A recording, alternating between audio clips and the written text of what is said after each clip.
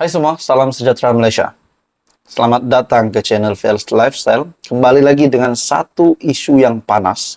Satu, kenyataan dari Perdana Menteri Datuk Seri Anwar Ibrahim yang pasti mengejutkan ramai, mengejutkan seluruh pemimpin politik di Malaysia. Dan ini sudah pasti berkaitan dengan status Datuk Seri Anwar Ibrahim sebagai Perdana Menteri melalui satu artikel dari Sinar Harian. Kalau nak jatuhkan kerana saya lawan rasuah, silakan, kata Perdana Menteri. Seperti yang kita tahu, setelah Datuk Seri Anwar Ibrahim mengangkat sumpah sebagai Perdana Menteri, sebagai pemimpin Kerajaan Malaysia Madani hari ini, kita dapat melihat SPRM semakin giat melakukan tangkapan, agresif membuat kerja, dan banyak saja individu-individu yang kita tidak percaya pun akan terlibat dengan kes rasuah, menerima dan meminta rasuah, pengubahan wang haram, salah guna kuasa, akhirnya berjaya didedahkan, berjaya dilondehkan rahsia mereka, terutamanya kepada pemimpin-pemimpin politik yang terlibat, terpalit dengan rasuah, dan juga beberapa individu, bukan saja beberapa, tapi ramai individu yang berjaya direman, berjaya ditangkap, berjaya dibocorkan rahsia mereka terlibat dengan rasuah. Jadi kita dapat lihat misi dan visi Perdana Menteri untuk menumbangkan, untuk membendung kes rasuah di Malaysia, untuk menyelamatkan bangsa, menyelamatkan rakyat, supaya selamat daripada kes-kes rasuah, aktiviti-aktiviti yang tidak baik ini. Jadi kenyataan Perdana Menteri ini pasti mengejutkan. Kalau nak jatuhkan kerana saya lawan rasuah, silakan, kata Perdana Menteri. Okey, saudara-saudara, tuan-tuan dan puan-puan. Sebelum saya meneruskan isu panas ini, kenyataan dari Perdana Menteri ini, saya minta jasa baik anda untuk bantu channel ini dengan menekan butang like, share dan subscribe. Perdana Menteri Datuk Seri Anwar Ibrahim menegaskan beliau tidak akan bertolak ansur dalam usaha membersihkan Malaysia dan menyelamatkan bangsa daripada tindakan individu yang merompak kekayaan negara.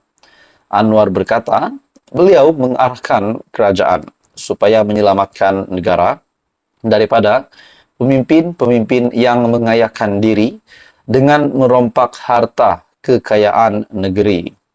Itu tekad saya. Senang susah saya hadapi. Kalau nak jatuhkan kerana saya lawan rasuah, silakan. Tetapi saya tidak akan bertolak ansur daripada bersihkan negara ini dan selamatkan bangsa kita dan negara kita daripada tindakan orang yang merompak kekayaan negara. Bukan sedikit, dan ini termasuk pimpinan yang ada dalam kerajaan, baik menteri dalam kalangan kerajaan negeri Exco. Kena ingat, saya arah SPRM, Suruhanjaya Pencegahan Rasuah Malaysia. Apa? Ambil tindakan kepada siapa sahaja yang melakukan rasuah. Terutama setelah kita bagi amaran. Dia buat juga lagi, katanya, ketika berucap melancarkan program Semarak Tambun Cinta Al-Quran dan menghadiri majlis berbuka puasa di Masjid Al-Ittihadiyah di Ipoh pada Isnin. Anwar berkata, beliau tidak terlibat dalam kes mahkamah melibatkan bekas Menteri Besar Perlis Datuk Seri Azlan Man. Apabila kita ambil tindakan melawan rasuah, kita zalim. Bukan saya ambil tindakan, saudara. Ini yang paling akhir, mantan Besar Perlis, mantan Menteri Besar Perlis, saya bukan siasat. Bukan saya buat laporan ke SPRM atau polis, katanya. Azlan mengaku tidak bersalah di Mahkamah Session di Kangar, Perlis pada Isnin terhadap 5 pertuduhan berkaitan tuntutan palsu bagi kemudahan cuti seberang laut berjumlah lebih 1,18 ringgit Malaysia juta antara 2013 dan 2017. Sementara itu, Anwar memberi contoh bahawa LHDN juga perlu mengutip cukai termasuk daripada individu yang kaya dalam usaha menyelamatkan negara daripada kehilangan hasil. Jadi kenyataan Perdana Menteri ini membuat Anda juga menyatakan kenyataan berkaitan dengan Menteri kes Mahkamah melibatkan bekas Menteri Besar Polis, yaitu Datuk Seri Azlan Man. Dan pengakuan Perdana Menteri ini, kalau nak jatuhkan saya kerana saya lawan rasuah, silakan, kata PM. Hai semua, selamat datang ke channel Fels Lifestyle. Saudara-saudara, tuan-tuan, dan puan-puan semua. Satu dapatan yang amat mengejutkan hari ini, satu entry dari Twitter yang saya rasa ini satu bagi saya perkara yang tidak relevan untuk disiarkan. Di mana satu dapatan saya dari Twitter hari ini melalui satu entry terbaru arwah Jemin terkini Kerajaan Madani pimpinan Perdana Menteri ke-10 bakal tumbang pada Julai 2023 tanda soal. Dan dalam satu gambar ada caption gambar seperti yang saya akan tunjukkan di dalam video ini. 15 ahli Parlimen Barisan Nasional sedia hilang kerusi sumber dalaman. Dan apa yang saya paling tidak suka, tuan-tuan dan puan-puan, gambar ini adalah satu gambar yang hanya dibuat-buat. Apa yang kita biasa panggil diciplakkan. Mungkin begitulah. Ini adalah berita palsu sebab di dalam gambar ini kita tahu lambang di atas ini adalah sinar hairan, bukan sinar harian. Jadi ini sudah pasti akan mencetuskan banyak persoalan dan membawa kepada perkara yang negatif. Lebih-lebih lagi kepada para pembaca yang terus mempercayai apa yang dinyatakan di Twitter. Jadi tuan-tuan dan puan semua, berkaitan dengan tajuk di dalam berita palsu ini, yaitu ditulis di dalam artikel ini, kononnya lambang itu sama dengan sinar harian. Namun apa yang kita dapat lihat sini, gambar ini adalah sinar hairan. Jadi tidak pasti dari mana sumber dan kenapa dibuat berita palsu ini. Dengan membuat persoalan di sini, tajuk artikel ini, 15 ahli Parlimen BN sedia hilang kerusi sumber dalaman. Jadi tuan-tuan dan puan semua, ini satu berita yang tidak baiklah. Tidak patut dicontohi, di mana menyebarkan berita palsu.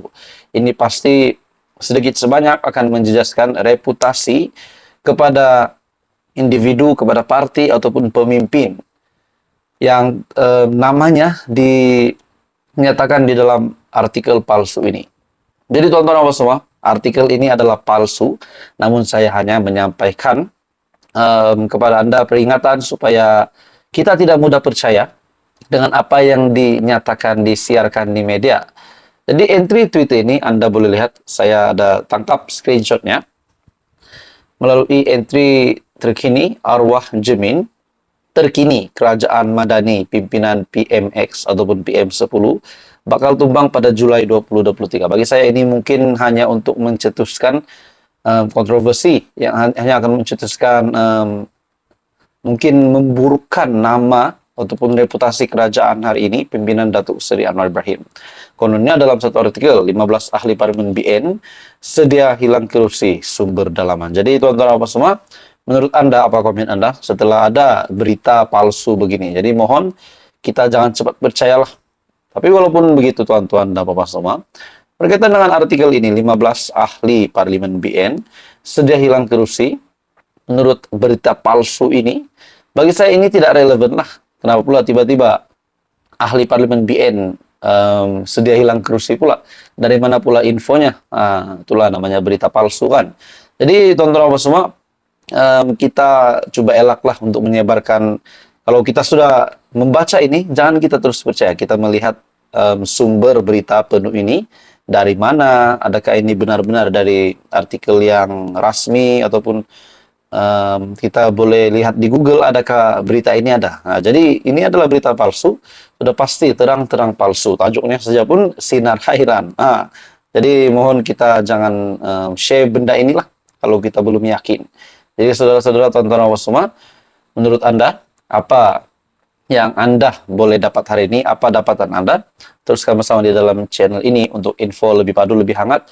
Jangan lupa tekan butang like, share, dan subscribe. Dan saya secara pribadi, saya tidak setuju berita palsu ini. Walaupun tajuknya ini kita boleh lihat tajuk yang panas yang dibuat-buat, yaitu 15 ahli parlemen BN sedia hilang kursi. Saya tidak setuju sebab pertama ini adalah berita palsu. Kedua, tidak mungkinlah tiba-tiba saja 15 MP BN hilang kursi.